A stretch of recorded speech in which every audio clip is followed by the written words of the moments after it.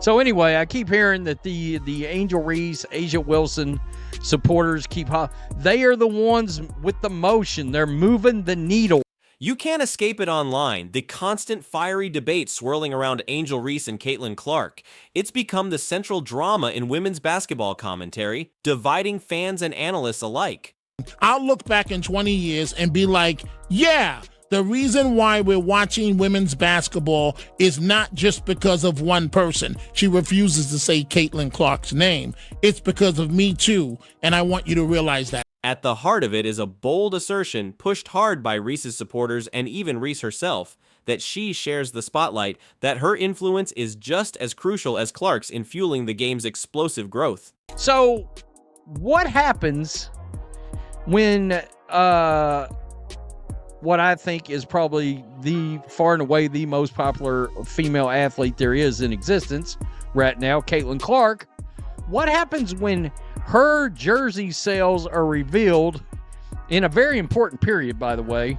September 1 through November 3rd would be some prime Christmas area.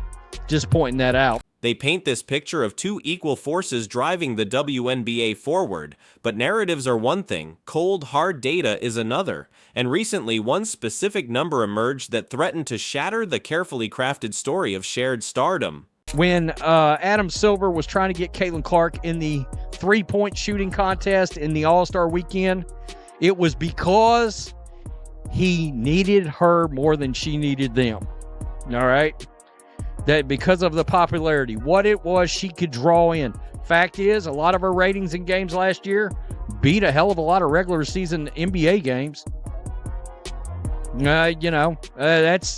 That's how she moves the needle. Angel Reese didn't mince words. She stated it plainly for everyone to hear. Yeah, the reason why we're watching women's basketball is not just because of one person, it's because of Me Too. A direct claim to co-ownership of the spotlight. And we're not stopping there. How do Caitlin Clark's jersey sales stack up compared to the NBA? Are you ready for this? She didn't just dominate the WNBA, she broke into the top of the NBA's jersey sales list. Only Steph Curry outpaced her. Let that sit for a second. The only NBA player who sold more jerseys than a rookie WNBA player is arguably the most popular basketball player in the world. And right behind him is Caitlin Clark. That's not hype, that's generational impact. Meanwhile, Angel Reese's jersey sales are, well, let's just say they're comfortably in the not top 10 zone. You see the top selling jerseys. Steph Curry is number one, and who's that? Tell me who this is. Caitlin Clark is number 2. Her loyal fan base amplifies this message, championing her cultural impact, her undeniable swagger, and her connection with a specific segment of fans as proof she's fundamentally changing the league's dynamics alongside Clark. Sorry, young lady. Nobody knows who you are. Nobody would be watching the WNBA additionally for you. This is all about Caitlin Clark. Caitlin Clark is bringing the money to the game, the planes to the game, the TV viewership. The WNBA is on fire because of Caitlin Clark. It's a powerful story told with confidence, but confidence doesn't always align with reality. The moment of truth arrived when official sales figures dropped for a critical period, the prime holiday shopping season, September 1st to November 3rd. Caitlin Clark plays for the Indiana Fever in Indiana.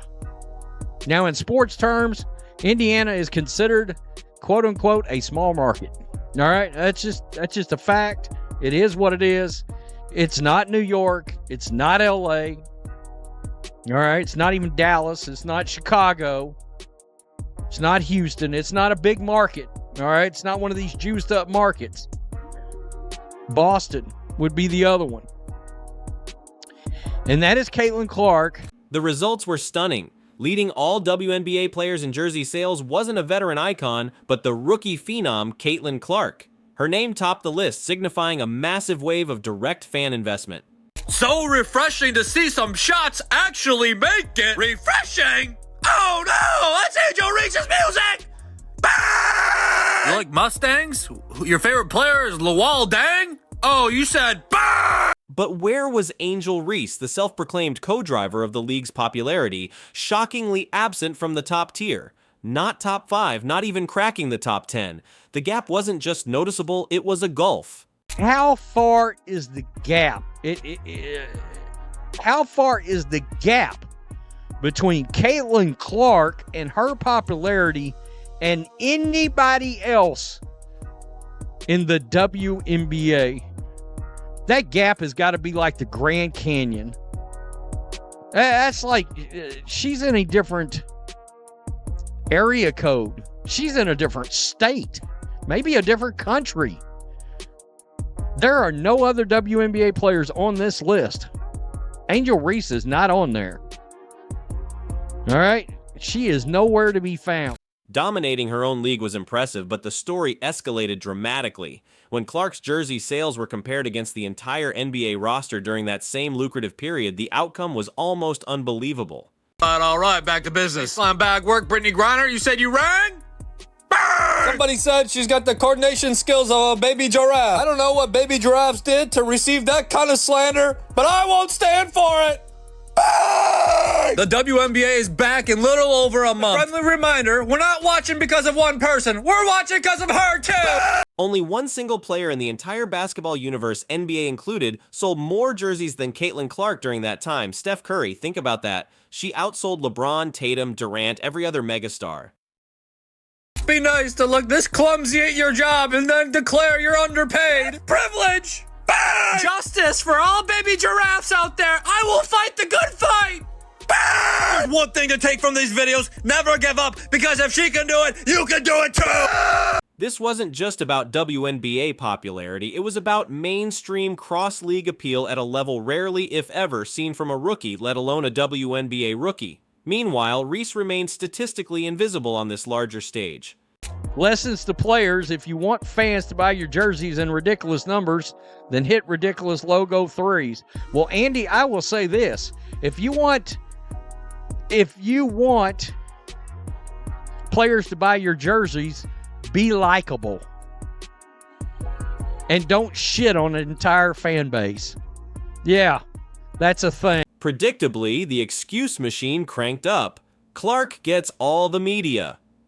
It's easier for her, but this narrative conveniently ignores where Clark's journey actually unfolded. Said she took the X and pretty much let the fans know how she was feeling. Let's pull up the tweet right now. This is the tweet right here. Angel Reese stated, "This is my podcast. Shut the F up. You don't watch. Thank you." Clark didn't rise through the ranks in LA or New York. Her ascent began in Iowa and continued with the Indiana fever. Indiana isn't typically considered a major media market that automatically elevates stars. This is the reason the WNBA never showed the jersey sale numbers, but only put ranks. It was always Clark at 1 and a humongous, ginormous gap from Angel Reese at 2. She didn't benefit from the market, she made the market relevant. Indiana games became national news. That's not privilege, that's the Clark effect. Proof her appeal is intrinsic, not geographical, unlike Reese playing in major market Chicago. Wait. Where are Asia and Angel? This can't be accurate. I mean, well, what are you going to say? What are you going to do? Beyond merchandise, look at the viewership. Clark's college games consistently broke rating records, often surpassing NBA broadcasts. Her arrival in the WNBA immediately boosted TV numbers for the entire league. We're paying thousands of dollars ticket prices to see her. She set gate revenue records all time. She broke how many records last year? 63, I think I counted. The in-person impact is just as stark. Arenas sell out when Clark comes to town, ticket prices on resale markets skyrocket. Teams playing against the Fever suddenly see unprecedented demand, purely because she's on the court. And she is the second highest selling NBA jersey. Not WNBA. I mean, she's... And then there are the deals. Clark became an instant magnet for blue-chip sponsors: Nike, Gatorade, State Farm, Wilson, Panini, Gainbridge. It's a portfolio reflecting top-tier mainstream commercial appeal. This still won't shut haters up, by the way. I mean, look, if these other players are so damn popular, buy their shit. Up the ticket prices, up the demand. Make them change stadiums. Nah, y'all gonna keep running your mouths. I guess just being broke because y'all are talking on the internet. Reese absolutely secures endorsements too, often with fashion and lifestyle brands reflecting her specific brand identity. It's significant for her, but the scale, value, and mainstream saturation compared to Clark's deals operate in distinctly different financial universes. There's also the perception of how each player approaches the spotlight. Reese often seems to actively lean into the rivalry with Clark with pointed comments and actions that fuel the us versus them narrative her fans embrace.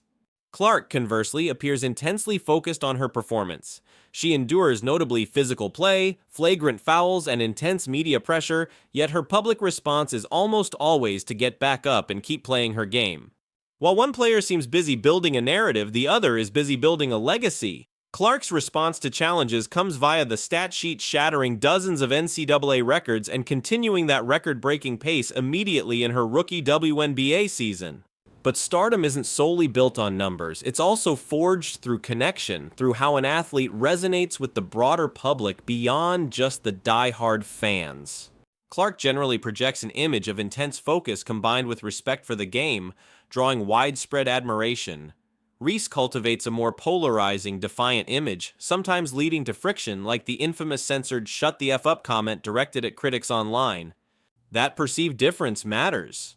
While Reese's approach energizes her base, Clark's perceived poise arguably builds wider, more enduring loyalty, the kind that translates directly into packed arenas and, yes, those chart-topping jersey sales.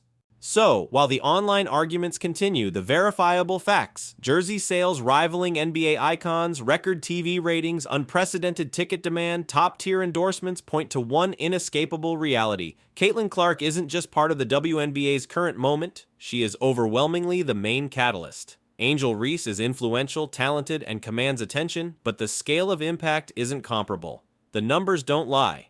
They simply show who is truly changing the financial and cultural landscape of the game right now.